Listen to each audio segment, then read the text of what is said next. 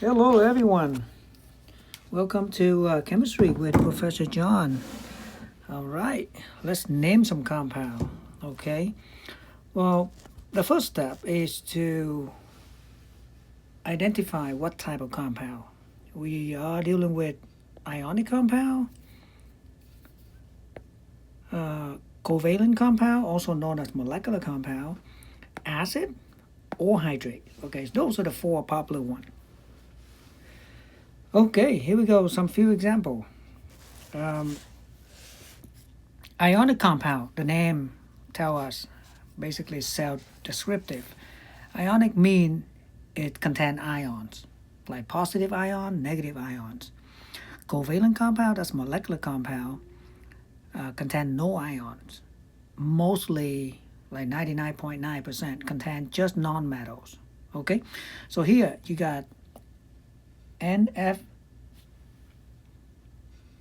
you got NF3, non-metal and non-metal fluorine. That's covalent compound, also known as molecular. Okay, there's no ions in it. Barium oxide. Okay, now I do have a table.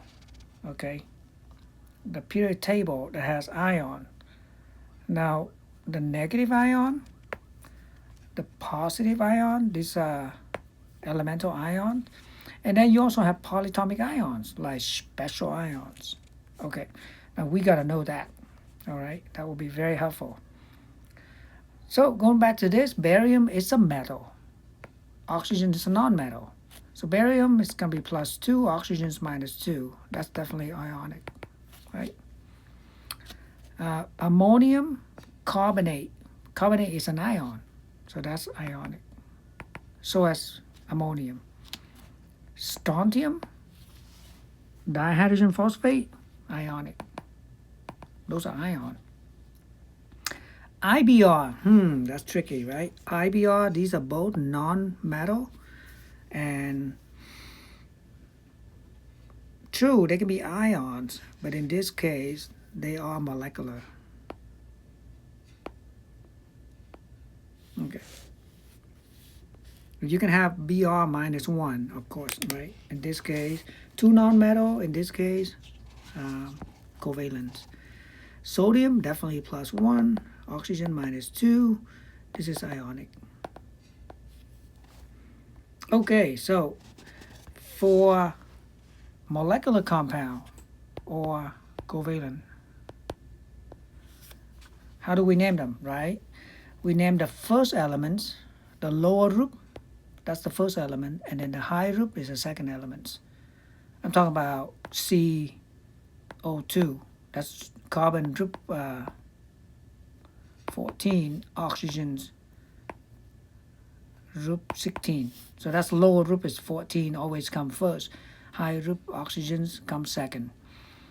Okay, so you name carbon, and then the second one you change to IDE. Okay, that's a common rule, right? So this is a carbon oxide, but there's two, so we're gonna call it a dioxide. Okay. If it's 3, tri, 4, tetra, so on and so forth. If it's 1, it's mono, but that's only for the second element. We don't use it for the first one. What I mean is, if you have a CO, you just have to write carbon for the first one, carbon elements, but for the second one, you do have to use monoxide, which we write as monoxide. So the second one, we always need a prefix, even though it's only one. The first one, if it's only one, you don't need a prefix. But two or more, of course. Okay.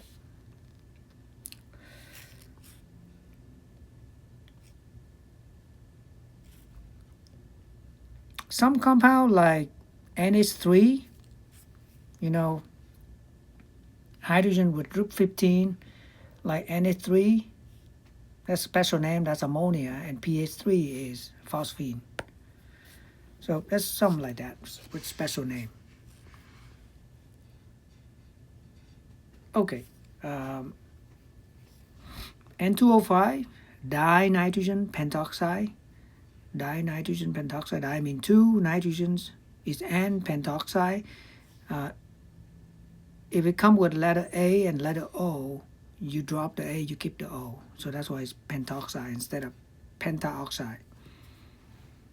Hydrogen sulfide, you don't have, when hydrogen is present, you don't have to use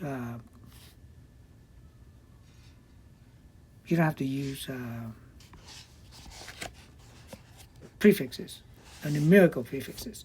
So not dihydrogens, just hydrogen sulfide or water or hydrogen oxide.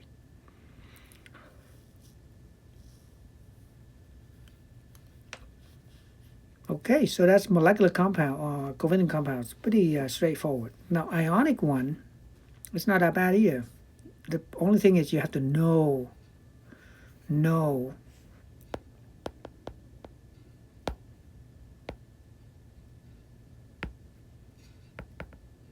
the charges of ions. Okay, so either you memorize them or you follow the periodic table, the pattern, and the periodic table. Okay, so how do we name them, right? So for example, aluminum oxide, and we also use IDE for the second element. Aluminum is a name of aluminum. Oxide is actually the name of the oxygen ion. In this case, it's -2, aluminum +3. But the cation, the name stays the same as the neutral metal. Magnesium, phosphate. You notice that there's 3 magnesium or there's 2 aluminum, but we don't do tri-magnesium phosphate or dialuminum oxide. Okay, we don't do prefixes. No prefix for ionic compound. Okay, so let's put together a formula. If it's Ca is +2 or 2 plus, S is 2 minus, when they come together, they form a perfect neutral compound, and that's called calcium sulfide. What these two come together, NH4 is only +1, but sulfate is -2. So we need 2 of that for every sulfate. Okay? You need 2 of the +1 to be equal to the 2 minus to cancel out. This one, you got aluminum is +3. That's 3 times the bromine, so that's why you need 3 bromine. So this one is called ammonium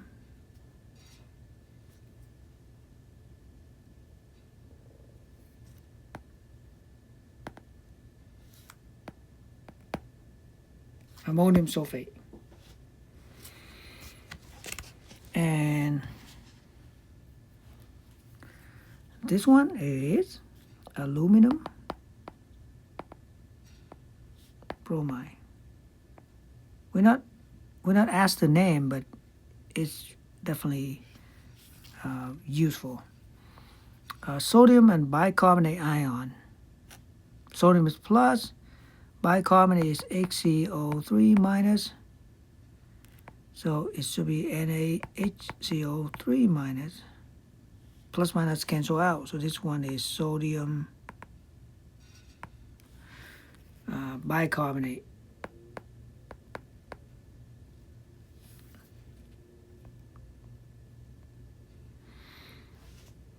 Magnesium ion and phosphate ion. Magnesium is Mg. You look it up, it's 2 plus. Phosphate is PO4, 3 minus. It's on the polyatomic ion table right here. Phosphate is 3 minus.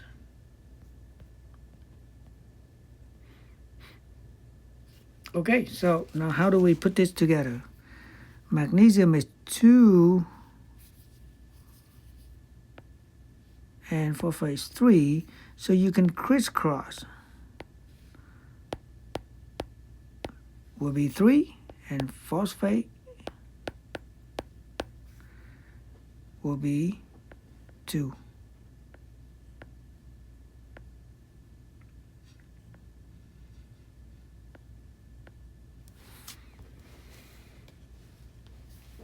Mg3 phosphate 2. Okay.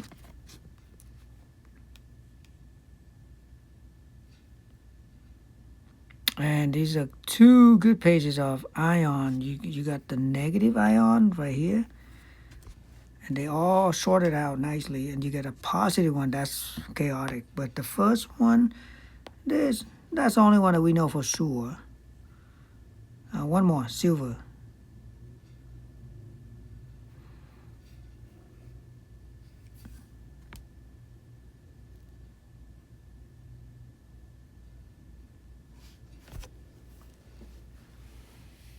Oh, silver is right here. Okay. Okay, when you have a metal ion, positive ion, with various charges, like 2 or more different charges, like copper, you got a +1 and you also get a +2, so you use Roman numerals to write it, okay? Make sure it's +1, you put parentheses, Roman number 1. Tin, phosphorus, iron, cobalt. Tin, you got +2 or +4. Lead, +2 and +4 as well. Ferrous is the same.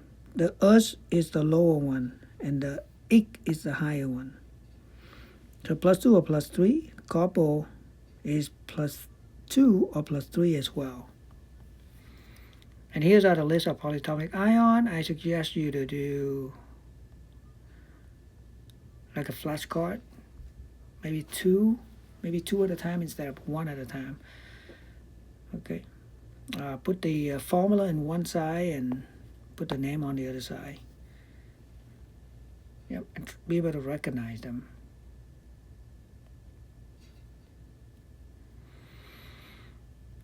All right.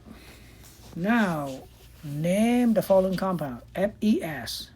So we look at this, S is going to be -2, so F is going to be +2. So this is going to be iron 2 sulfide, right? And this is the one we've been doing in the class. What I would like you to do is put together the formula and name them. That's it. You got a sodium with nitrate. That's sodium. So when you put together sodium and nitrate perfectly together, plus minus cancel out. Done. So it's sodium nitrate. However, when you put sodium with sulfate, you got 2 minus and you only have 1 plus, so you need 2 sodium and 1 SO4. So when you write a formula, you write Na2SO4, sodium sulfate.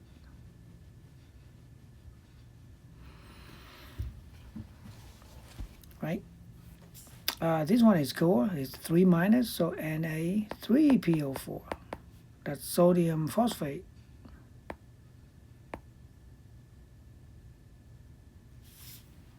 Easy. Okay. Calcium nitrate.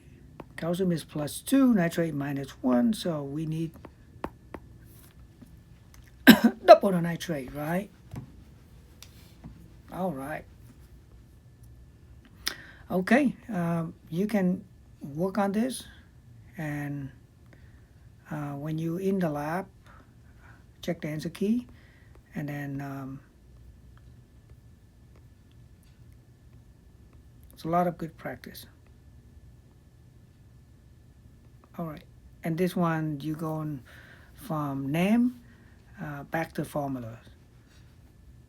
So if somebody has beryllium iodide, that's how you analyze. Beryllium is the first one, iodide.